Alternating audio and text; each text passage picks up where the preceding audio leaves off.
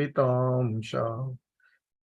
नमा ओं विष्णुपादाय कृष्णप्रेष्ठाय भूतले श्रीमते भक्तिवेदांत स्वामी इति नामिने। नमस्ते सारस्वती देवी गौरवाणी प्रचारिणे निर्विशेष शून्यवादी पाश्चात्यदेशतारिणे। हे कृष्णा करुणा सिंधो दीनबंधो जगत्पते गोपेश गोपिका कांत राधा कांत नमोस्तुते। तप्त कांचन गौरांगी राधे वृंदावनेश्वरी वृषभानुसुते देवी प्रणमामि हरिप्रिये। वाञ्छाकल्पतरुभ्यश्च कृपा सिन्धुभ्य एव च पतितानां पावनेभ्यो वैष्णवेभ्यो नमो नमः। जय श्री कृष्ण चैतन्य प्रभु नित्यानंद श्री अद्वैत गदाधर श्रीवासादि गौर भक्त वृंद। हरे कृष्ण कृष्ण कृष्ण हरे हरे हरे राम राम राम हरे हरे। हरे कृष्ण अंदरिकी। సో 18 రోజులలో భగవద్గీత అవగాహనము అనేటువంటి కార్యక్రమానికి ఇస్కాన్ మంగళూరు శ్రీ శ్రీ రాధా గోవింద ఆలయం తరపున మీ అందరికీ కూడా స్వాగతం తెలియచేస్తూ ఉన్నాము. సో గత 7 రోజులుగా రోజుకొక అధ్యాయం చొప్పున భగవద్గీతలోని 7 అధ్యాయాలను మనము ఇప్పటి వరకు పూర్తి చేసుకున్నాము. ఈరోజు 8వ అధ్యాయమైనటువంటి భగవత్ ప్రాప్తి, దాన్నే అక్షర బ్రహ్మ యోగము అని కూడా పిలుస్తాము. సో ఈరోజు ఈ అధ్యాయాన్ని మనము చూడబోతూ ఉన్నటువంటిది.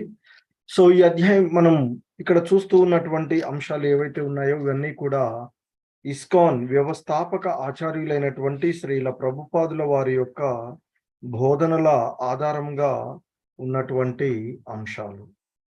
సో నిన్నటి అధ్యాయమైనటువంటి 7వ అధ్యాయం భగవద్ విజ్ఞానము అనేటువంటి ఆ అధ్యాయంలో చివరి శ్లోకంలో భగవంతుడు ఈ విధంగా చెప్తాడు. దేవదేవుడునైన నన్నే సమస్త జగత్తుకు దేవతలకు సమస్త యజ్ఞాలకు అధిపతిగా ఎరిగి నా సంపూర్ణ భావనలో ఉన్నవారు మరణ సమయంలోనైనా నన్నే అర్థం చేసుకొని ఎరిగి ఉంటారు అనేటువంటి అంశాన్ని ఆ భగవంతుడు తెలియచేసినటువంటిది. సో అంటే ఆ భగవంతుని యొక్క దివ్యమైనటువంటి ప్రేమయుత సేవలో నిమగ్నమయ్యేటువంటి విధానాన్ని చివరి శ్లోకంలో తెలియచేయబడినటువంటి అంశము. సో ఇక ఈరోజు ఈ భగవత్ ప్రాప్తి అనేటువంటి 8వ అధ్యాయము 8వ అధ్యాయంను చూసినట్లయితే, సో ముఖ్యంగా ఈ అధ్యాయంలో అర్జునుడు తాను కొన్ని అంశాలను తెలుసుకోగోరినటువంటి వాడై ఆ కృష్ణ భగవానుల వారిని అడగడము. సో దానికి ఈ అధ్యాయంలో ఆ భగవంతుని యొక్క సమాధానము చెప్తూ ఉన్నారు. సో ఈ అధ్యాయంలోని మొదటి శ్లోకము అర్జున ఉవాచ కిం తద్బ్రహ్మ కిమధ్యాత్మం కిం కర్మ పురుషోత్తమ అధిభూతం చ కిం ప్రోక్తం అధిదైవం కిముచ్యతే. కిం అంటే ఎవరు? సో ఆయన అడుగుతున్నాడు ఇక్కడ.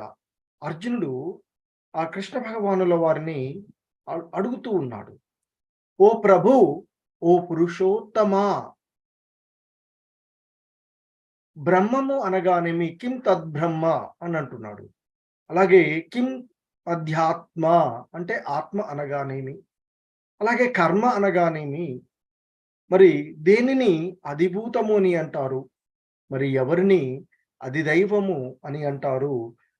దయతో నాకు వివరించండి, దయచేసి నాకు వివరించండి అంటూ అర్జునుడు అడుగుతూ ఉన్నాడు.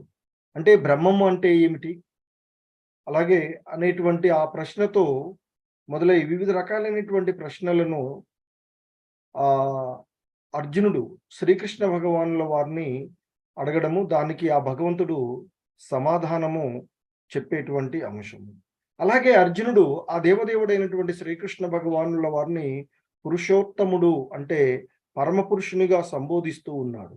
అంటే ఇక్కడ ఆ అర్జునుడి యొక్క ఉద్దేశ్యము ఈ ప్రశ్నలకు కేవలము ఒక మిత్రునిగా కాకుండా, ఎందుకంటే అంతకుముందే ఆయన్ని గురువుగా స్వీకరించినటువంటి వాడు, ఆ నిశ్చితమైనటువంటి సమాధానాలు ఇవ్వగలిగేటువంటి ఒక ప్రామాణికునిగా ఆ భగవంతుణ్ణి అంటే పురుషోత్తమునిగా ఆయన్ని అడుగుతూ ఉన్నటువంటి అంశం. సో ఇంకా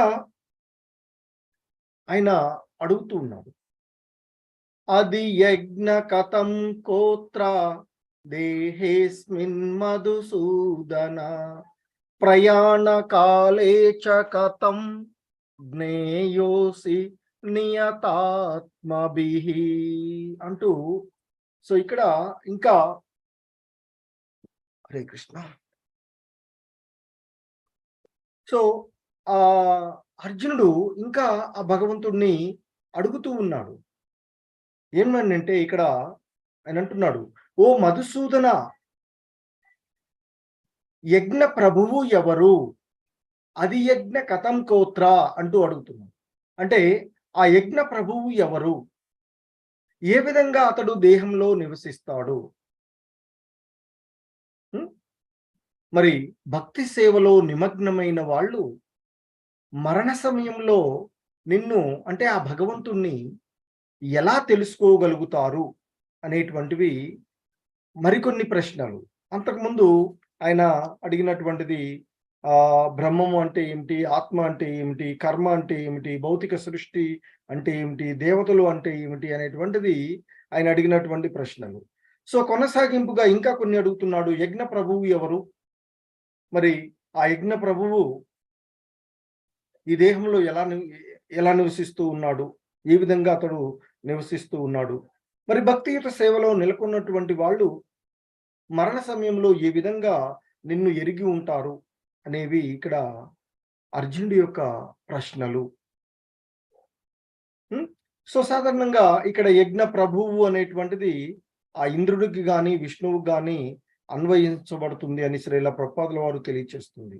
బ్రహ్మ శివునితో పాటుగా ఆ ప్రధాన దేవతలందరిలోనూ విష్ణువు ముఖ్యమైనటువంటి వాడు. అలాగే ఇంద్రుడేమో కార్యనిర్వాహక రాజులలో ముఖ్యుడు. అందుకే ఆ ఇంద్రుడు మరియు విష్ణువు ఇద్దరు కూడా యజ్ఞాల చేత పూజింపబడతారు అని చెప్తున్నారు.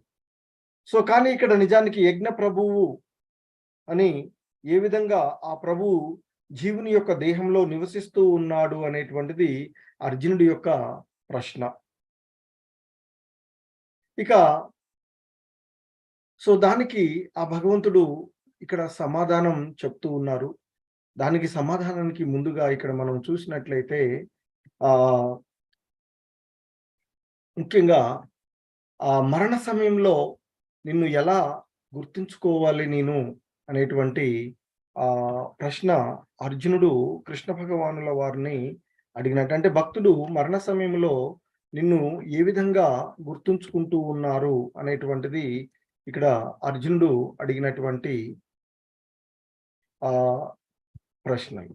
సో అయితే ఇక్కడ మనకి ఆ మరణ సమయంలో భగవంతునిపై ధ్యాస భక్తులు ఏ విధంగా ఉండాలి అనేటువంటి ఆ అంశానికి ఇక్కడ ముకుందమాలా స్తోత్రము అనేటువంటి గ్రంథంలో కులశేఖరలు ఆయన చెప్పినటువంటి ఆ ముకుందమాలా స్తోత్రాల్లో చెప్పబడినటువంటి అంశము ఈ విధంగా ఉంటుంది.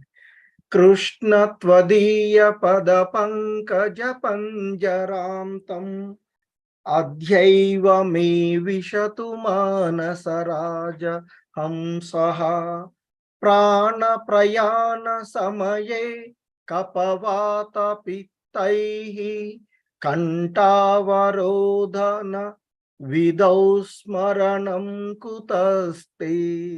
ఓ కృష్ణ, మరణ సమయమున నిన్ను స్మరింతును అంటిని. సో అంటే కులశేఖర ఆళ్వార్ల వారు ఆ భగవంతుడిని వేడుకుంటూ ఉన్నాడు. ఓ ప్రభు, ఓ కృష్ణ, మరణ సమయమున నిన్ను నేను స్మరింతును అంటిని. కానీ ఆ వేళ అంటే ఆ మరణ సమయంలో మరి అది యాదృచ్ఛికంగా గాని అంటే జరిగేటువంటి అకస్మాత్తుగా జరిగింది లేదా వయసు వచ్చి ముసలివాళ్ళయ్యారనుకోండి. ఆ ముసలితనం వచ్చినటువంటి సందర్భంలో కపవాత పైత్యముల చేత, కపము, వాతము, పైత్యముల చేత కంఠము మూతపడి ఉన్నప్పుడు నీ స్మరణ కలుగునో కలగదో కదా! అంటే ఎందుకంటే వయస్సు పైబడిన కొలది మన ఈ దేహ అవయవాలు పనిచేయడం పోతూ ఉంటుంటాయి. సో, కారణం ఏంటంటే ఇక్కడ కప, వాత, పైత్యాలు అనేటువంటి 3 సమతుల్యత చెడిపోతుంది. సో, తద్వారా అప్పుడు నా యొక్క కంఠం మూతపడవచ్చేమో కదా! అప్పుడు మరి నీ స్మరణ నేను చేయగలుగుతానో లేదో కదా! కావున ఇప్పుడే నా మానస రాజహంసము విరోధులెవ్వరూ చేరలేని వజ్ర పంజరము వలె ఉండు. నీ పాద పద్మముల మధ్య చేరునుగాక. అంటే నేను నీ యొక్క పాద పద్మాలను ఆశ్రయించుదునుగాక అంటూ వేడుకుంటున్నాను. కాబట్టి భక్తులెప్పుడు కూడా ఆ భగవంతునితో దివ్యానందం, ఆ భగవంతుని యొక్క పాద పద్మాలను చేరాలని కోరుకుంటూ ఉంటారు. సో, ఆ విధంగా చెప్పబడుతూ ఉన్నటువంటి అంశం. సో, ఎప్పుడైతే అర్జునుడు ఆ విధంగా కొన్ని ప్రశ్నలు అడిగాడో, దానికి ఆ భగవంతుడు ఇక్కడ సమాధానం ఇస్తూ ఉన్నారు. శ్రీ భగవానువాచ అక్షరం బ్రహ్మ పరమం స్వభావోధ్యాత్మముచ్యతే భూత భావోద్భవకరో విసర్గ కర్మ సంజ్ఞితః. సో, ఇంకా చెప్తున్నారు. ఆ శ్రీకృష్ణ భగవానుడు ఈ విధంగా అంటూ ఉన్నాడట.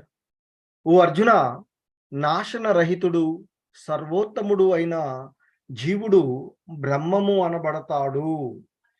అంటే బ్రహ్మము అనేటువంటిది, బ్రహ్మము అనగానే ఏమిటి అనేది మొదటి ప్రశ్న. సో, దానికి భగవంతుడు సమాధానం చెప్తూ ఉన్నటువంటి అంశము, నాశన రహితుడు, సర్వోత్తముడు అయిన జీవుడే బ్రహ్మము అనబడతాడు.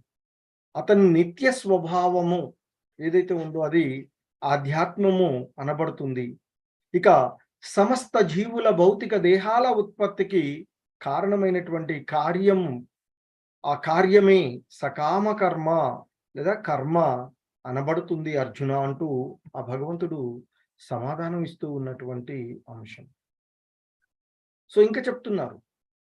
అధిభూతం క్షరో భావః పురుషచ్ఛాధిదైవతం అధియజ్ఞోః హమేవాత్ర దేహే దేహభృతాం వర. ఇంకా చెప్తూ ఉన్నారు. ఓ అర్జున, దేహదారులలో శ్రేష్ఠుడవైనటువంటి ఓ అర్జున, నిరంతరము మార్పు చెందే భౌతిక ప్రకృతిని అధిభూతము అంటే భౌతిక జగత్తు అని అనబడుతుంది అర్జున అని చెప్తున్నారు. మరి సూర్య చంద్రుల వంటి సకల దేవతలను కలిగి ఉన్నటువంటి ఆ భగవంతుని యొక్క విరాట్ రూపం, విశ్వరూపం ఏదైతే ఉందో అది అధిదైవంగా తెలియబడుతుంది. మరి ప్రతి దేహదారి హృదయంలో పరమాత్మ రూపంలో ఉండే నేను అది యజ్ఞాన్ని అంటే ఆ యజ్ఞ ప్రభువుని నేనే అంటూ ఆ భగవంతుడు తెలియచేస్తున్నారు. ఎలా అంటే ప్రతి జీవుడి యొక్క, ప్రతి దేహాన్ని ధరించినటువంటి ఆ జీవుడి యొక్క హృదయంలో పరమాత్మ రూపంలో ఉండేటువంటి నేనే అంటే ఆ యజ్ఞ ప్రభువుని అని చెప్తున్నారు. అంటే ఆ పరమాత్మను కూడా నేనే అంటూ ఆ భగవంతుడు ఇక్కడ తెలియచేస్తూ ఉన్నటువంటి అంశం. సో, యజ్ఞ ప్రభువుగా ఆ భగవంతుడిని తనకు తాను ఇక్కడ చెప్పుకుంటూ ఉన్నటువంటి అంశం. సో, ఇక్కడ ముఖ్యంగా అర్జునుడు అడిగినటువంటి ప్రశ్నలు చూస్తే, ఒకటి బ్రహ్మము. అంటే భగవంతుడి సమాధానము, నాశనరహితుడు, సర్వోత్తముడు అయినటువంటి జీవుడు. ఆధ్యాత్మ లేదా ఆత్మ అంటే జీవుని యొక్క నిత్య స్వభావము. ఇక కర్మ, సమస్త జీవుల భౌతిక దేహాల ఉత్పత్తికి కారణమైనటువంటి కార్యము ఏదైతే ఉందో అదే సకామ కర్మగా చెప్పబడుతుంది అంటున్నారు. ఇక అధిభూతము అంటే ఈ భౌతిక ప్రపంచం నిరంతరము మార్పు చెందేటువంటి భౌతిక ప్రకృతే అధిభూతము అని చెప్తూ ఉన్నారు. ఇక అధిదైవము అంటే సూర్య చంద్రుల వంటి సకల దేవతలను కలిగి ఉన్నటువంటి భగవంతుని యొక్క విరాట్ రూపము. ఇక అధ్యజ్ఞము, యజ్ఞ ప్రభు ఎవరంటే పరమాత్ముడు. మరి యజ్ఞ ప్రభు ఎక్కడ నివసిస్తాడు అంటే కూడా దానికి సమాధానం చెప్పాడు. ప్రతి దేహదారి హృదయంలోనే ఉంటాను నేను అని చెప్తున్నారు. కాబట్టి ప్రతి జీవుని యొక్క హృదయంలో ఆ యజ్ఞ ప్రభు అయినటువంటి భగవంతుడు ఉంటారు. మరి మరణ సమయంలో నిన్ను ఎలా స్మరించాలయ్యా నేను అంటూ అడిగాడు. సో, మరి మరణ సమయంలో ఆ భగవంతుడిని గుర్తుపెట్టుకోవాలి అంటే నిరంతరము ఆ భగవంతుడిని స్మరిస్తూ ఉండడం ద్వారా మరణ సమయంలో కూడా ఆ భగవంతుడిని గుర్తించగలుగుతాము అని చెప్తున్నారు. సో, ఇంకా చెప్తున్నారిక్కడ. అంతకాలే చ మామేవ స్మరన్ ముక్త్వా కళేవరం ప్రయాతి సమద్భావం యాతి నాస్త్యత్ర సంశయః. జీవిత చివరి సమయంలో కేవలము నన్నే స్మరిస్తూ శరీరాన్ని విడిచేవాడు ఎవడైనా శీఘ్రమే నా భావాన్ని పొందుతాడు. ఇందులో ఎటువంటి సందేహంకు తావులేదు అర్జున అంటూ చెప్తూ ఉన్నటువంటిది. సో, జీవిత చివరి సమయంలో ఎవరైతే కేవలము ఆ భగవంతుడిని స్మరిస్తూ శరీరాన్ని వదులుతారో అటువంటి వారు ఆ భగవంతుని యొక్క దివ్యధామాన్ని చేరుకుంటారు అని చెప్తున్నారు. ఇందులో అంటే ఎటువంటి అనుమానాలకు తావులేదు అర్జున అంటూ చెప్తూ ఉన్నటువంటిది భగవంతుడు. సో, ఇక్కడ మరి ఒకసారి యమరాజు యమద ఆహ్, మహారాజు యుధిష్ఠిరుడిని అంటే ధర్మరాజుని ఓ ప్రశ్న అడుగుతాడట. ఓ రాజా, ఈ ప్రపంచంలో అత్యంత అద్భుతమైనటువంటి విషయం ఏమిటి అని అడుగుతాడట. సో, దానికి ధర్మరాజు సమాధానం, అహని అహాని భూతాని గచ్చంతిహ యమాలయం శేషాస్తావరం ఇచ్చంతి కిం ఆశ్చర్యం అతపరం. సో, ఇంకా ఆయన సమాధానం ఈ విధంగా ఉంది. వందల వేల జీవులు ప్రతి క్షణము మరణాన్ని ఎదుర్కొంటూ ఉంటారు. మరి అయితే మూర్ఖమైన జీవి తనకు మరణం లేదని భావించి తన కోసం అంటే ఆ మరణం కోసం సిద్ధపడదు అని చెప్తున్నారు. ఇది ఈ ప్రపంచంలో అత్యంత అద్భుతమైన విషయము అని చెప్తున్నారు. ఎందుకంటే మనము ఈ సత్వ అంటే రజో తమో గుణాలతో బంధితమై కూడబెట్టాలి అనేటువంటి ఒక భావనతో ఉంటూ ఉంటాం అని చెప్తున్నాం. సో, కాబట్టి మన చుట్టూ చూస్తూ ఉంటుంటాం. వందల వేల జీవులు ప్రతి క్షణము మరణాన్ని పొందుతూనే ఉంటూ ఉంటాయి. అయినా ఈ మూర్ఖమైనటువంటి జీవి తనకు మరణం లేనిదిగానే భావిస్తూ ఉంటుంది అని చెప్తారు కదా! సో, మరి మనం కూడా అనుకుంటూ ఉంటాం. ఇవన్నీ పోతుంటాయి. మన పక్కన ఎవరో పోతూ ఉంటే అయిపోయింది. మనం ఇంక అక్కడ ఉన్నంత సేపు కొద్దిసేపు అలా అనిపిస్తుంది. ఆ తర్వాత మళ్ళీ మనకి ఆ! ఆ కొద్దిసేపు మాత్రమే ఏముంది అంతా ఎవరు కట్టకపోయేది ఏముంటుంది అనేటువంటి ఒక భావనతో ఉంటూ ఉంటాం. సో, కానీ అది బయట నుంచి ఇక్కడికి రాంగానే శ్మశాన వైరాగ్యం అంటారు. బయట రాగానే మళ్ళీ మనము ఈ సాధారణమైనటువంటి భౌతిక అంశాలలోనే నిమగ్నమవుతూ ఉంటూ ఉంటాం. సో, ఆయన చెప్తూ ఉన్నటువంటిది. కాబట్టి మన చుట్టూ వందల వేల జీవులు ప్రతి క్షణము మరణాన్ని ఎదుర్కొంటూ ఉన్నా కానీ మనం ఏం చేస్తున్నాము? దానికోసం సిద్ధపడకుండా ఉంటాం. సో, ఇదే ఈ ప్రపంచంలో అత్యంత అద్భుతమైనటువంటి విషయం అంటూ సమాధానం చెప్తారట. ఇంకా మరణ సమయమున ఉండేటువంటి భావనను ఇక్కడ తెలియచేస్తున్నారు. యం యం వాపి స్మరన్ భావం త్యజంత్యంతే కళేవరం తం తమేవైతి కౌంతేయ సదా తద్భావ భావితః. సో, ఇంకా చెప్తూ ఉన్నారాయన. ఓ కౌంతేయ, మనిషి మరణ సమయంలో ఏ భావాలను స్మరిస్తూ శరీరాన్ని వదులుతాడో ఆ భావాలకు తగినమైనటువంటి స్థితిని అతడు పొందుతాడు అంటూ చెప్తూ ఉన్నారు. సో, ఇక్కడ దానికి మనము భరత మహారాజుని ఒక ఉదాహరణగా తీసుకోవచ్చు. హరే కృష్ణ. ఆయన ఈ భూమండలాన్ని ఎంతో చక్కగా పరిపాలించి అటువంటి రాజు. ఆయన భక్తియుతమైనటువంటి సేవలు ఎంతో ఆ భగవంతుని పైన భక్తిలో ఉంటాడు. ఆ తర్వాత ఇక ఆయన వానప్రస్థాశ్రమానికి వెళ్ళడానికి రాజ్యాన్ని, రాజ్య సుఖాలని, భార్యలను, పిల్లల్ని, బంధువులందరినీ కూడా వదిలేసి అడవికి వెళ్ళి ఆ భగవంతుని పైన ధ్యాసతో నిమగ్నమై ఉంటూ ఉంటాడు. ఒకరోజు ఆయన నదిలో స్నానం చేసి నది ఒడ్డున కూర్చొని ఉన్నటువంటి సందర్భంలో ఒక నిండు శూలాలుగా ఉన్నటువంటి జింక నదిలో నీటిని తాగుతూ ఉంటుందట. అదే సందర్భంలో ఒక పెద్ద సింహం యొక్క ధ్వని వినిపిస్తూ ఉంటుంది. శబ్దం దానికి భయపడినటువంటి ఆ జింక నదిలోకి దూకి అవతల ఒడ్డుకు చేయడానికి ప్రయత్నం చేస్తుంది. అది దూకినటువంటి సందర్భంలో తన గర్భంలో ఉన్నటువంటి పిల్ల, లేడీ పిల్ల, అది ఏదైతే ఉందో అది హ్మ్. సో, ఆహ్, దాంట్లో అంటే ఆ నీళ్ళు అక్కడ పడిపోతుంది. అవతలకి వెళ్ళినటువంటి ఆ లేడీ అది దాంట్లో చనిపోతుంది. ఆయాసపడి హ్మ్. చనిపోతుంది. ఇక ఆ చిన్న పిల్లని తీసుకొచ్చి తను చాదుకుంటాడు. తనతో పాటే పెంచుకుంటూ ఉంటాడు. సో, కాలక్రమంలో భరత మహారాజు ఈ దేహాన్ని వదిలేసేటువంటి సమయం ఆసన్నమవుతుంది. అప్పుడు ఆయన ఇక ఆ లేడీపై పెంచుకున్నటువంటి మమకారంతో, అయ్యో! నేను పోతన్నానే, మరి నా లేడీ ఏమవుతుంది? ఈ జింక ఏమవుతుంది? అనేటువంటి ఒక భావనతో శరీరాన్ని వదిలేస్తాడు. తర్వాత నెక్స్ట్ జన్మలో అతడు ఆ జింక దేహాన్ని పొందాల్సి వస్తుంది అని పొందుతాడు అని చెప్తారు. సో, కాకపోతే భక్తియుతమైనటువంటి సేవలో అతడు నిమగ్నమైనటువంటి కారణంగా తనకి కొంత గత జన్మ స్మృతులు ఆహ్, జంతువు శరీరంలో ఉండగా కూడా ఉండి, ఆయన క్రమక్రమంగా ఆ దేహాన్ని త్యజించి నెక్స్ట్ మళ్ళీ జడభరతుడుగా పొంది ముక్తి పొందారు అని చెప్తారు. సో, ఆ విధంగా మరణ సమయంలో ఏ భావాలతో ఉంటే ఆ విధమైనటువంటి దేహాలనే పొందుతారు అనేటువంటి అంశాన్ని ఇక్కడ మనకి చెప్తూ ఉన్నటువంటిది. సో, కాబట్టి ఆయన చెప్తున్నారు.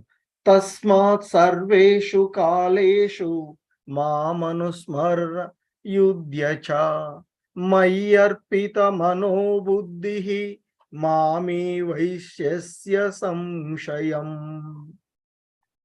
ఓ అర్జున, అందువల్ల నిరంతరము నన్నే స్మరిస్తూ అదే సమయంలో నీ కర్తవ్యమైనటువంటి యుద్ధము చెయ్యవయ్యా అంటూ చెప్తూ ఉన్నారు.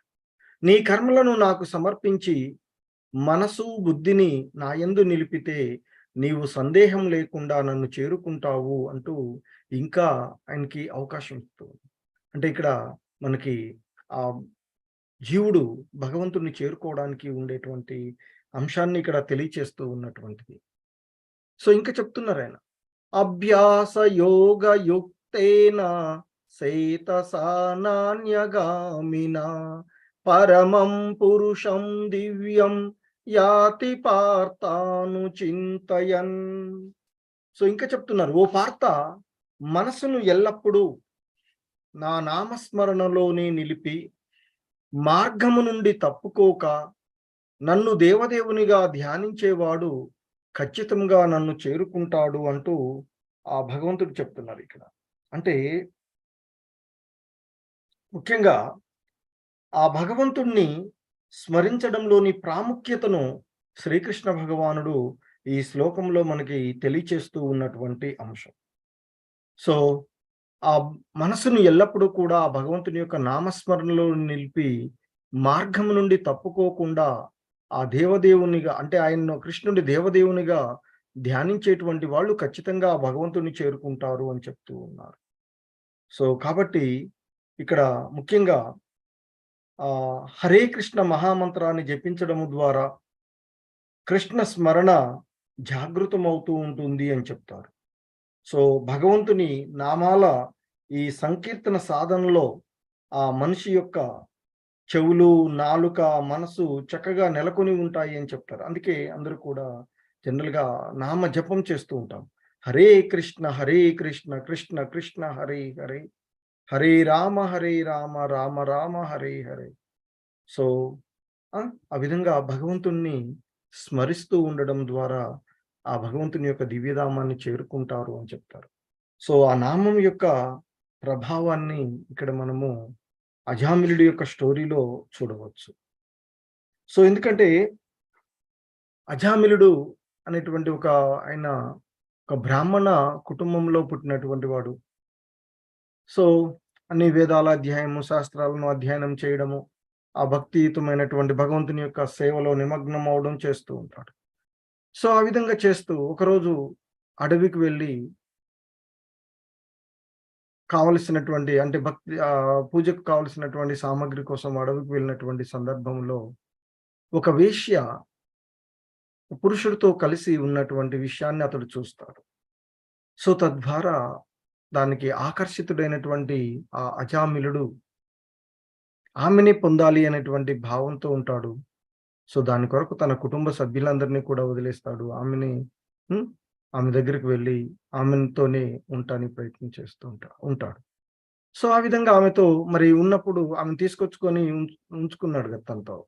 సో, ఆ విధంగా ఉంచుకున్నటువంటి ఆ పరిస్థితులలో ఆమెను పోషించడానికి, ఆమె ద్వారా ఆయనకు కలిగిన సంతానాన్ని పోషించడానికి ఆయన అనేకమైనటువంటి ఘోరమైనటువంటి అపరాధాలు చేసేవారు. మరి ఇక సమయం ఎప్పుడు ఆగదు కదా! కాలం మనకి అత్యంత విలువైనటువంటి కాలం. సో, అజామిలుడు ముసలివాడవుతాడు. ఆ సందర్భంలో తనకి ఆ యమభటులు వచ్చేటువంటి విషయాలు తెలుస్తూ ఉంటుంది. సో, అప్పుడు భయపడి తన కుమారుడికి ఆ విధంగా ఆయన అన్ని దుర్మార్గాలు చేస్తూ ఉన్న ఆ వేశ్య ద్వారా తనకు పొందినటువంటి ఒక కుమారుడు చిన్నవాడికి నారాయణ అని పేరు పెట్టుకుంటాడట. భయపడి ఆయన ఎప్పుడు కూడా తన ఎక్కువ ప్రేమ ఆయన్ని. సో, ఈయన నారాయణ, నారాయణ అని కేకలేస్తాడట. అప్పుడు అటుగా వెళ్తూ ఉన్నటువంటి విష్ణు భట్టులు ఎవరో ఇక్కడ మన ప్రభువుని స్మరించుకుంటూ ఉన్నారు. చూద్దాం ఎవరో భక్తులు అని అటువైపుకి వచ్చేటప్పటికి ఆ అజామిలుడి చుట్టూ యమభటులు ఉంటారట. అప్పుడు వారికి కొంత వాగ్విద్దం జరుగుతుంది.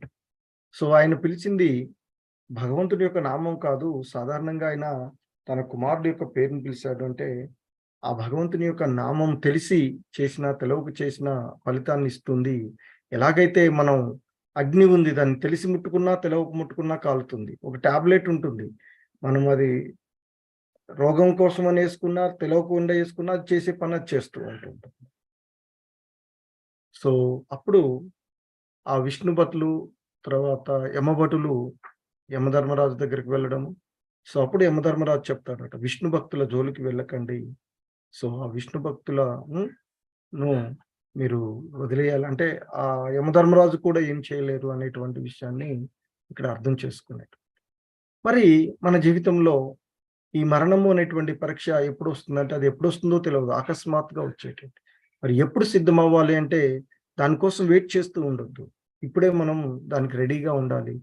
సిలబస్ ఏమిటి అంటే, ఆ భగవంతుడు మరి ఎలా ప్రిపేర్ అవ్వాలి అంటే, ఆ భగవంతుని యొక్క నామాన్ని జపించడము, భగవద్గీత చదవడము, భక్తుల యొక్క సంగత్వంలో సేవ చేస్తూ మనము సిద్ధం అవ్వాలి అని చెప్తున్నారు. ఏ సమయంలో అంటే అది ఇక దానికి పర్టిక్యులర్ సమయం అంటూ ఉండదు అనేటువంటి విషయాన్ని చెప్తూ ఉన్నాడు. ఫలితం ఆ భగవంతుని పాదపద్మాలను ఆశ్రయించగలగడము, జీవుడు ఇక ముక్తి పొందుతాడు. జీవాత్మ ఆ పంజరం నుండి బయటపడుతుంది. ముక్త జీవితుడవుతారని చెప్తారు. సో, ఇంకా మరి ఆ భగవంతుని ఎలా స్మరించాలి అంటే ఇక్కడ చెప్తున్నారు. కవిం పురాణ మనుషాసితారం అనోరణీయాంస మనుస్మరేద్ యః సర్వస్య దాతారమచింత్య రూపం ఆదిత్యవర్ణం తమస పరస్తాత్. సో, ఆ భగవంతుని ఎలా స్మరించాలో చెప్తూ ఉన్నారు ఈ శ్లోకంలో. ఆయనే చెప్తున్నారు. ఆయన్ని సర్వము తెలిసినటువంటి వాడుగాను, అతి ప్రాచీనుడుగాను, ఆయన కంటే ముందు ఎవడూ లేడు అనేటువంటి విషయంగాను, మరి అన్నింటినీ నియంత్రించేటువంటి వాడుగాను, ఇక సూక్ష్మము కంటే సూక్ష్మమైనటువంటి వాడు, అన్నిటినీ పోషించేవాడు గాను, అన్ని భౌతిక భావనలకు అతీతుడుగాను, ఊహాతీతుడుగాను మరియు హ్మ్, ఎల్లప్పుడూ రూప సహితునిగా మనిషి ఆ పరమ పురుషుణ్ణి ధ్యానించాలి అని చెప్తున్నారు. అతను సూర్యుడిలా ప్రకాశించేవాడు మరియు ఈ భౌతిక స్వభావానికి అతీతంగా దివ్యమైనటువంటి వాడు అంటూ ఇక్కడ ఆ భగవంతుడిని ఏ విధంగా స్మరించాలో చెప్తూ ఉన్నటువంటి. మరి భగవంతుడిని ఎలా పొందాలి అనేటువంటిది కూడా చెప్తున్నారు. అనన్య చేతా సతతం యో మాం స్మరతి నిత్యశః తస్యాహం సులభ పార్థ నిత్యయుక్తస్య యోగినః. సో, ఇంకా చెప్తూ ఉన్నారు ఆయన. ఓ పార్త, ఓ పృతతనయ, క్రమము తప్పకుండా నన్ను నిరంతరము స్మరించేవానికి అతని స్థిరమైనటువంటి భక్తి సేవ కారణంగా నేను సులభంగానే లభిస్తాను అని చెప్తూ ఉన్నారు. సో ఇక్కడ ఆ భగవంతుణ్ణి యొక్క అంటే ఆయన ఎంత సులభంగా లభిస్తారు అనేటువంటి చూస్తే, ఆయన సాందీప్‌ని ఆశ్రమంలో విద్యలు నేర్చుకుంటూ ఉన్నప్పుడు ఆయనకు ఒక బాల్యమిత్రుడు సుధాముడు అనేటువంటి బాల్యమిత్రుడు ఉండేవాడు. మరి అటువంటి ఆ సుధాముడు అనేటువంటి ఆ బాల్యమిత్రుడు ఇక వారు హ్మ్, ఇరువురును కూడా ఆ విద్యలు నేర్చుకొని, ఆ తర్వాత ఎవరి దారిన వాళ్ళు వాళ్ళ ఇళ్ళకి వెళ్ళిపోవడం జరుగుతుంది. ఆ తర్వాత శ్రీకృష్ణుడు ద్వారకను పరిపాలిస్తూ రాజ్య పరిపాలన చేస్తూ ఉంటుంటాడు.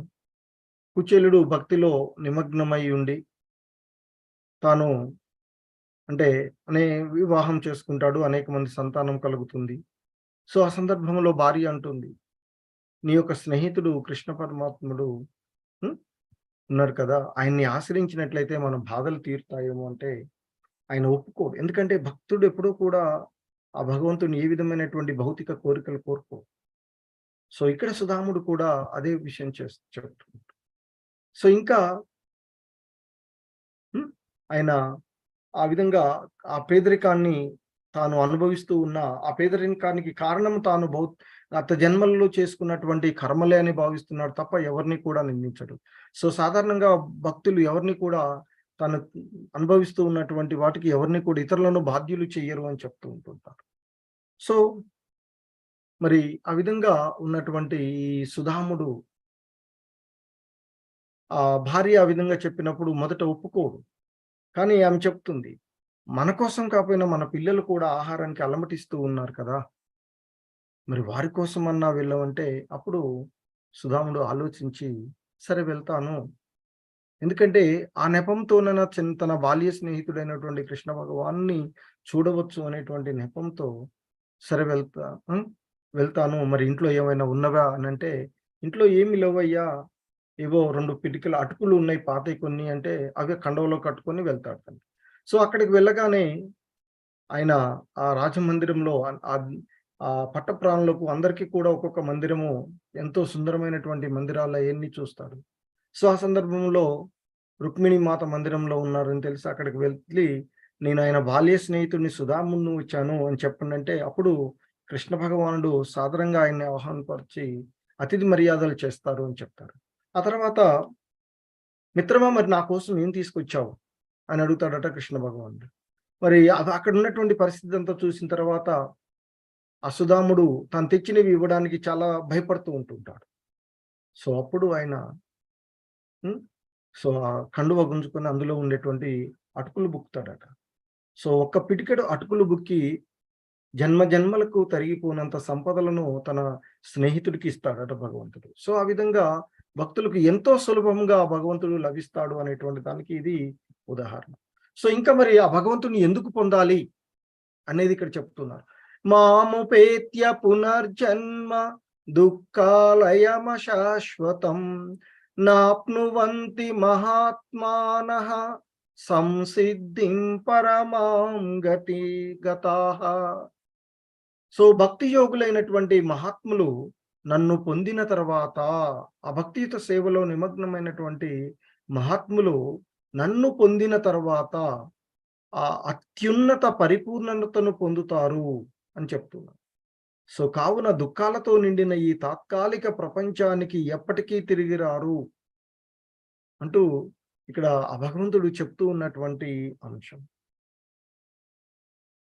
ఇంకా చెప్తున్నారాయన. ఆ బ్రహ్మ భువనాలోకాః పునరావర్తినో అర్జున మాముపేత్య పేత్యతు కౌంతేయ పునర్జన్మ న విద్యతే. సో, ఇంకా చెప్తున్నారాయన. ఓ అర్జున, ఈ భౌతిక ప్రపంచంలో అత్యున్నత లోకము నుండి అత్యల్ప లోకం వరకు అన్నీ పునరావృతమయ్యేటువంటి పుట్టుక మరియు మరణాలు జరిగేటువంటి కష్టాల ప్రదేశాలే అని చెప్తున్నారు. కానీ ఓ కుంతి కుమారుడా, నా నివాసానికి చేరుకున్నవాడు మరలా జన్మించడు అని చెప్తున్నారు. ఆ భగవంతుని యొక్క దివ్యధామాన్ని చేరుకున్నటువంటి వారు ఎవరు కూడా మళ్ళీ హ్మ్. సో, మళ్ళా ఇక జన్మ ఉండదు అనేటువంటి విషయం చెప్తున్నారు. ఆ భగవంతుని ధామాన్ని చేరుకున్నటువంటి వారు. సో, ఇంకా మరి ఎందుకు ఈ భౌతిక ప్రపంచము తాత్కాలికమైంది అంటే ఇక్కడ చెప్తున్నాం. భూతగ్రామ సయేవాయం భూత్వా భూత్వా ప్రలీయతే రాత్ర్యాగమే వశపార్త ప్రభవత్యహరాగమే. ఇంకా చెప్తున్నారు ఆయన, ఓ పార్త, ఈ జీవులన్నీ బ్రహ్మకు పగలు కాగానే మళ్ళీ మళ్ళీ జన్మిస్తూ ఉంటాయి. ఆ బ్రహ్మకు రాత్రి రావడంతోనే ప్రకృతిలో లీనమవుతూ ఉంటాయి అని చెప్తూ ఉన్నారు. సో, సాధారణంగా ఈ వైదిక శాస్త్రాల ప్రకారంగా కాలం అంటే కాలం యొక్క ఆ క్రింది కాలాన్ని ఇక్కడ మనము వైదిక శాస్త్ర ప్రకారంగా ఈ కాలాన్ని ఈ విధంగా లెక్కగడుతున్నారు. కలియుగము ఇంతకుముందు చెప్పుకున్నట్లుగా 4,32,000 సంవత్సరాలు, ద్వాపర యుగము 8,64,000 సంవత్సరాలు, త్రేతాయుగము హ్మ్. సో 12,96,000 సంవత్సరాలు, సత్యయుగము 17,28,000 సంవత్సరాలు ఉంటుంది. మరి ఇవన్నీ కలిపితే ఒక మహాయుగము అని చెప్తారు. 43,20,000 సంవత్సరాలు ఒక మహాయుగంగా పరిగణించబడుతుంది. మరి 1000 మహాయుగాలు బ్రహ్మదేవుడికి ఒక పగలు అట. అంటే కల్పం. మరి ఆహ్, 43,20,000 సంవత్సరాలు ఏదైతే ఉందో, మరి అంతే సమయము ఆ బ్రహ్మ యొక్క రాత్రి కూడా ఉంటుంది అని చెప్తారు. కాబట్టి ఈ సమస్త విశ్వం యొక్క వ్యవధి బ్రహ్మ జీవిత కాలము అయిన 100 సంవత్సరాలు ఉంటుంది అని చెప్తారు. మరి అదే లెక్క కట్టినట్లయితే 311 ట్రిలియన్ 40 బిలియన్ల సంవత్సరాలు అవుతుంది అని చెప్తారు. హ్మ్. సో, అంటే ఈ ప్రళయం ఉండేటువంటి ఒకసారి. సో, ఇంకా చెప్తున్నారాయన ఆ భగవంతుని యొక్క దివ్యధామాన్ని గురించి. అవ్యక్తోక్షర యుత్యుక్తన్ తం ఆహు పరమాం గతిం యం ప్రాప్య న నివర్తంతే తద్ధామ పరమం మమ. సో, ఇంకా భగవంతుడు చెప్తున్నాడు, ఓ అర్జున, ఆ నా యొక్క దివ్య నివాసము వ్యక్తము కానిది, అవ్యక్తోక్షర ఇత్యుక్తన్ అని చెప్తున్నారు. సో, ఆ భగవంతుని యొక్క దివ్యధామము వ్యక్తము కానిది, మరియు ఎటువంటి నశింపు లేనిది, మరియు ఇది ఆ పరమగమ్యం అని చెప్తున్నారు. జీవుడు అక్కడికి చేరుకున్న తర్వాత అతను తిరిగి రాడు. అది నా సర్వోన్నతమైనటువంటి లోకం అంటూ ఆ భగవంతుని యొక్క ధామాన్ని కొంత ఇక్కడ చెప్తున్నారు. ఆ భగవద్ధామము వ్యక్తము కానిది, నశింపు లేనటువంటిది అని చెప్తున్నారు. అదే జీవుడి యొక్క పరమగమ్యము అని చెప్తున్నారు. ఇక జీవుడు అక్కడికి ఒకసారి చేరుకున్నట్లయితే తిరిగి మళ్ళీ హ్మ్. సో, ఇక్కడికి రారు అని చెప్తున్నారు. మరి అటువంటి అది ఆ భగవంతుని యొక్క సర్వోన్నతమైన నివాసము అని చెప్తూ ఉన్నారు. మరి ఇక్కడ ఆధ్యాత్మిక ప్రపంచం గురించి చూస్తే, ఆ ఆధ్యాత్మిక ప్రపంచంలో అక్కడ ఉండేటువంటి వాళ్ళందరూ కూడా నారాయణులాగానే ఉంటారు అని చెప్తారు. భుజులుగాను. మరి అనేకమైనటువంటి మాలలను ధరించి ఉంటారు అని చెప్తారు. సో, మరి ఇక ఈ ఆధ్యాత్మిక ప్రపంచం చూసినట్లయితే, ఈ ఆధ్యాత్మిక ప్రపంచంలో ప్రతి పదము పాటే అవుతుంది. ప్రతి అడుగు నృత్యమే అవుతుంది అని చెప్తారు. ఇక ఈ భౌతిక ప్రపంచం తీసుకున్నట్లయితే ప్రతి అడుగు ప్రమాదమే. ప్రతి పనిలో కూడా బాధలే ఉన్నాయి అని చెప్తారు. ఈ ఆధ్యాత్మిక ప్రపంచము స్వభావాన్ని చూసినట్లయితే అది శాశ్వతమైనది, తప్పు లేనటువంటిది, అపరిమితమైన ఆనందాన్ని కలిగించేటువంటిది అని, అన్ని కోరికలను నెరవేర్చేటువంటిది, ఆకర్షణీయమైనవి, ప్రత్యక్షంగా శ్రేష్టమైనది, అత్యున్నతమైన లోకం. హ్మ్. అదే ఇక అక్కడికి వెళ్ళిన తర్వాత తిరిగి రానటువంటి ప్రదేశంగా చెప్పబడేటువంటిది. సో, ఇంకా చెప్తున్నారాయన, పురుష పరపార్త భక్త్యా లభస్త్వనన్యయా యస్యాంతస్థాని భూతాని ఏన సర్వమిదం తతం. ఇంకా ఆ భగవంతుడు చెప్తూ ఉన్నాడు, ఓ అర్జున, సమస్త భూతాలను తనలో ఇముడ్చుకొని సకల లోకాలలో వ్యాపించి ఉన్న పరమాత్మను అచంచలమైన భక్తి శక్తి వల్లని పొందవచ్చు అని చెప్తూ ఉంటాడు. సో అంటే ఆ భగవంతుని పొందడానికి భక్తి మార్గమే సరళమైనటువంటి మార్గము అనేటువంటి విషయాన్ని తెలియచేస్తున్నారు. ఇంకా ఆయన చెప్తున్నారు, శుక్ల కృష్ణే గతి హేతే జగత శాశ్వతే మతే ఏకయా యాత్యన్నావృత్తిం అన్యయా వర్తతే పునః. వేద అభిప్రాయం ప్రకారము శుక్ల కృష్ణ అనే రెండింటిని జగత్తులో శాశ్వతమైనటువంటి మార్గాలుగా ఉన్నాయి అని చెప్తారు. శుక్ల మార్గంలో ప్రయాణించే వాడికి జన్మరాహిత్యము, కృష్ణ మార్గంలో పోయిన వాడికి పునర్జన్మ ప్రాప్తి కలుగుతుంది అని చెప్తూ ఉంటారు. సో సాధారణంగా ఈ దేహాన్ని వదిలేటప్పుడు ఒక్కొక్కరు ఏ విధంగా ఉంటారు అనేది చూసినట్లయితే మనము వారి యొక్క ప్రాక్టీస్, అలాగే టైం పీరియడ్, రిజల్ట్ అనేటువంటి భాగాలుగా చూసినట్లయితే, సో సాధారణంగా ప్రాక్టీషనర్స్గా ఉండేటువంటి వ్యక్తులుగా ఉండేటువంటి వాళ్ళు చూసినట్లయితే, సో ఇక వారిలో యోగులు, జ్ఞానులు వెలుతురు మార్గంలో ప్రయాణిస్తారు అని, తద్వారా వాళ్ళు ఆ భగవంతుని యొక్క బ్రహ్మజ్యోతిని చేరుకుంటారు అని చెప్తున్నారు. ఇక సాధారణమైనటువంటి కర్మకాండలలో నిమగ్నమయ్యేటువంటి వాళ్ళు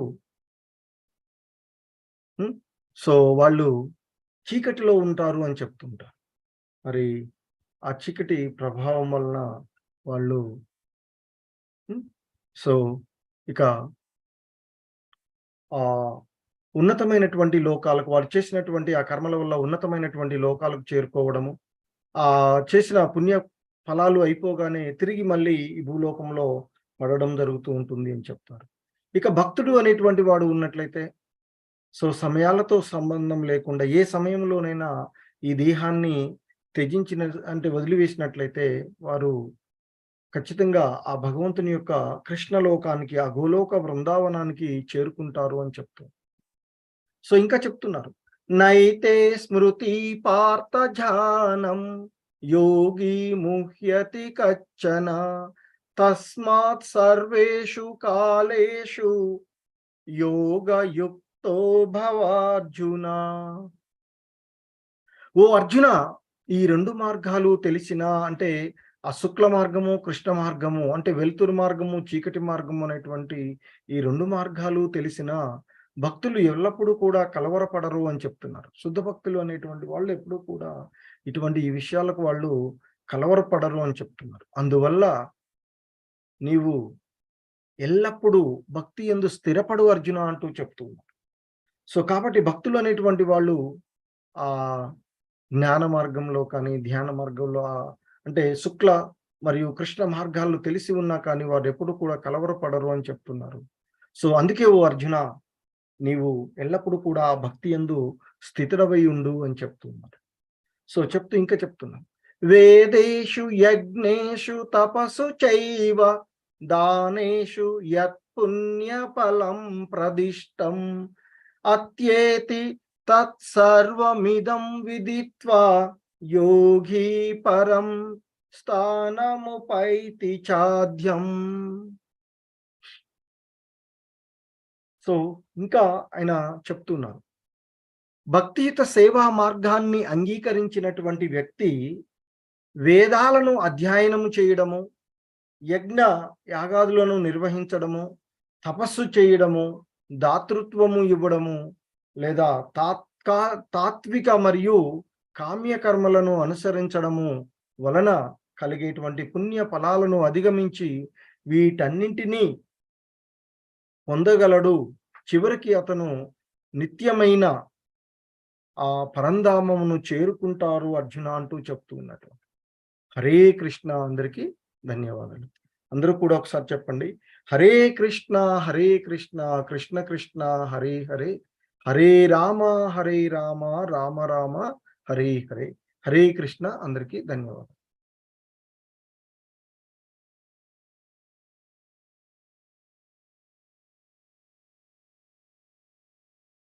సో ఎవరికైనా ఏవైనా సందేహాలు ఉన్నప్పుడు హ్యాండ్స్ రైజ్ చేయొచ్చు. ఓకే ప్రభుజీ, అన్మ్యూట్ చేసుకోండి. హరే కృష్ణ ప్రభుజీ. హరే కృష్ణ ప్రభు, చెప్పండి. 27వ శ్లోకంలో 27, 26 వేదాభిప్రాయం ప్రకారం శుక్లగతి కృష్ణగతి అన్నారు కదా ప్రభు. శుక్లగతి మరణించిన వాడు తిరిగి రాకుండాను అన్నారు. కృష్ణగతిన మరణించిన వాడు తిరిగి వచ్చును అన్నారు. ప్రభు చెప్పండి. అక్కడ మరి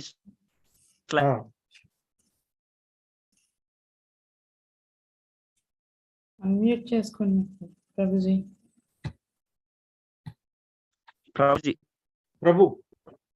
ప్రభుజీ ఒక్కసారి ఆ స్లైడ్ ఒక్కసారి, మా దాంట్లో స్లైడ్ రావట్లేదు. 26వ శ్లోకం స్లైడ్ 26వ శ్లోకంలో ప్రభు శుక్ల కృష్ణే గతి హేతే జగత శాశ్వతే మతే ఏకయా యాత్యనావృత్తి మన్యయావర్తతే పునః అని చెప్తున్నారు. అంటే వేదాల అభిప్రాయమును అనుసరించి ఈ జగత్తు నుండి వెళ్ళిపోవడానికి వెలుగు మార్గము అంటే శుక్ల మార్గము, చీకటి మార్గము అంటే కృష్ణ మార్గము అనే 2 మార్గాలు ఉన్నాయి. వెలుగులో అంటే ఆ శుక్లపక్షంలో వెళ్ళేటువంటి వాడు తిరిగి రాడు, కానీ చీకటిలో అంటే కృష్ణ పక్షంలో వెళ్ళేటువంటి వాడు తిరిగి వస్తాడు అని చెప్తున్నారు ప్రభు.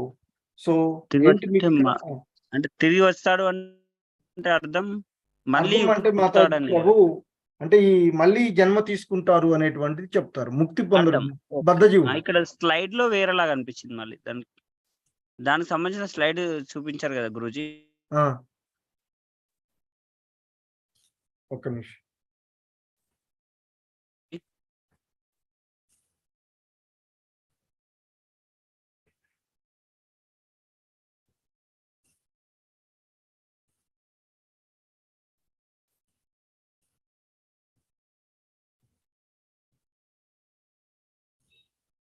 చెప్పండి, ఇదేనా ప్రభు? హరే కృష్ణ. 26th అంటే ప్రభుజీ 26th. అదే మాతాజీ. ఇది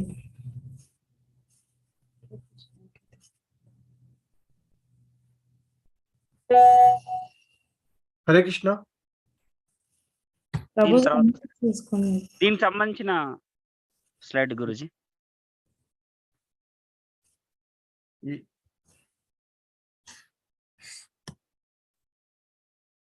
ఇవా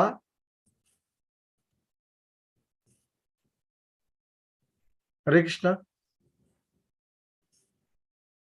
ప్రభు చెప్పండి, మీకు ఏం కావాలి ఇందులో?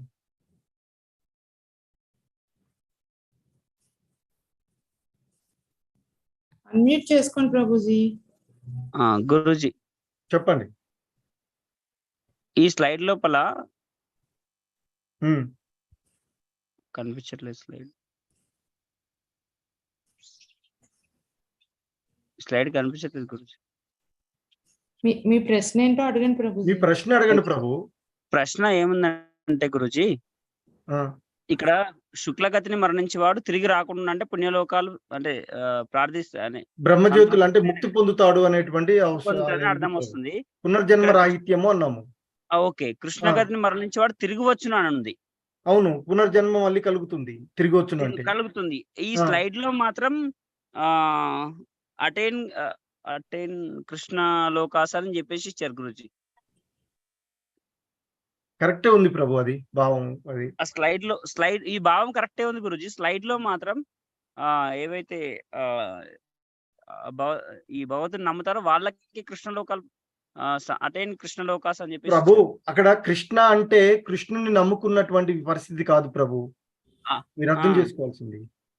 ఓకే. అది చీకటి అమావాస్య, పౌర్ణమి అని అంటారు కదా! ఇప్పుడు మనకి మీరు మీరు మీరు అడగదలుచుకుంది కరెక్ట్‌గా అడిగితే దానికి నేను సమాధానం ఓకే. చెప్పేవాడిని. సరే గురూజీ. మనకి ఈ కాలచక్రంలో హ్మ్. సంవత్సర కాలంలో ఉత్తరాయణము, దక్షిణాయనము అని ఉంటుంది. అవును. అలాగే నెలలో మనకి శుక్లపక్షము, కృష్ణపక్షం అని 15 రోజుల కాలం ఉంటుంది. ఉంటుంది. పౌర్ణమిను, అమావాస్య ప్రదేశాలుగా చెప్తూ ఉంటారు. అంటే ఇక్కడ ఓకే. శుక్లపక్షము అంటే వెలుతురు, పౌర్ణమి వెలుతురు ఉండేటువంటి మార్గము. కృష్ణపక్షము అంటే చీకటి, అమావాస్య అనేటువంటిది అర్థం ఇక్కడ. అంటే జ్ఞానులు అనేటువంటి వాళ్ళు వెలుతురులో జ్ఞాన మార్గంలో ఉంటారు. ఉత్తరాయణం, దక్షిణాయనం సమయాల కోసం వెయిట్ చేయడము అది అర్థం చేసుకోవాల్సింది ప్రభు అది మీరు. ఓకే. అంతేగాని గురూజీ. కృష్ణుడు ప్రేమలో ఉంటే, కృష్ణ భక్తిలో ఉంటే కాదక్కడది. కృష్ణ ఓకే. ఓకే. అనే దానికి ఇక్కడ చీకటి అంటే ఇక్కడ కృష్ణ పక్షము అనంటే చీకటి అమావాస్య 15 రోజుల కాలంలో ఉన్నటువంటిది ఇది. ఆ సమయంలో వెళ్ళినటువంటి వాళ్ళు తిరిగి మళ్ళీ జన్మ పొందుతారు అనేది అర్థం. ఓకే. ఓకే. గురూజీ. అయితే ఈ స్లైడ్‌కి సంబంధించి మీరు మాకు వాట్సాప్‌లో పంపిస్తున్న ఇవి ఉన్నాయి గదా గురూజీ! హ్మ్. పీడీఎఫ్ ఫైల్‌లో. హ్మ్. అందులో ఈ మీరు చూపిస్తున్న స్లైడ్ రావట్లేదు గురూజీ. అది ఆ శ్లోకం మామూలుగా చదివిన మీరు తర్వాత నేర్చుకోవడానికి, ఇది క్లాస్‌లో మీకు అర్థం అవ్వడానికి పెట్టేటువంటి అదే. అంశాలు మేము ప్రభు. గూడా ఇవి వేరే ఒక్కసారి అది పెడితే మేము గూడా చదువుకోవడానికి ఈజీగా అర్థమవుతుందని అనిపిస్తుంది గురూజీ. స్లైడ్స్ ఇది మాకు గూడా పంపిస్తారేమో అని ఒక ఇది రిక్వెస్ట్. ఎలాగో మీకు యూట్యూబ్‌లో మళ్ళీ మీరు చూడొచ్చు ప్రభు. చూసుకోవచ్చు యూట్యూబ్‌లో ఈ కావాల్సిన. క్లాస్ వినొచ్చు. ఓకే. క్లాస్ రిపీట్ సరే అవుతుంది. మీరు గురూజీ. కావాలనుకున్నప్పుడు మళ్ళీ చూసుకొని స్క్రీన్ షాట్ చేసుకో. ఓకే. అవకాశం ఉంటే ఈ స్లైడ్ పంపియగలరు. ఓకే ప్రభు. ధన్యవాదాలు. హరే కృష్ణ.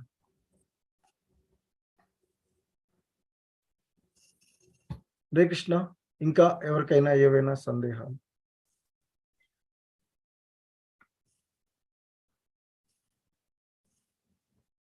ఎవరు లేరు ప్రభుజీ. ఓకే మాతాజీ. హరే కృష్ణ.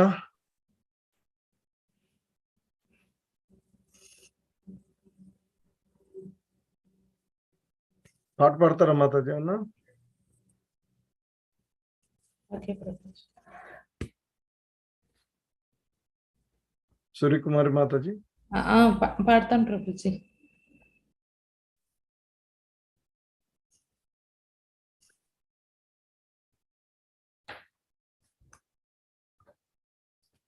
కన్నయ్యా నా